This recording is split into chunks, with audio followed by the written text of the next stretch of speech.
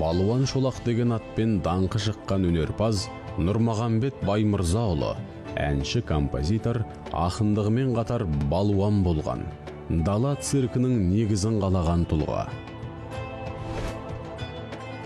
14 жасынан бастап күреске түсіп, ат құлағында ойнаған Балуан Шолақ талай мықтының жауырынын жерге тигізген қара күш иесі болыпты. Сол заманда аты шыққан орыстың кәсіби балуандары Север мен Иван Коренді жеңгені, 51 пұт кіртасын көтергені ел арасында аңызға айналып кеткен.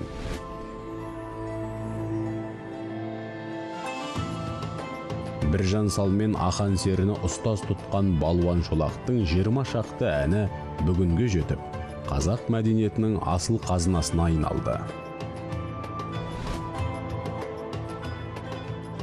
Балуан Шолақ Сарыарқаның төсіндегі шұрайлы жерлерге қоныстанып, елді ықтырмақ болған казак орыстарына ашық қарсылық білдіргендіктен қуғындалып, түрмеге жабылды.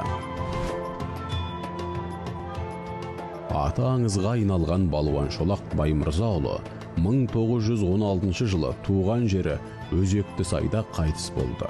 Дала серісінің өмірі көптеген қазақ қаламгерлерінің көркем шығармаларына арқау болды.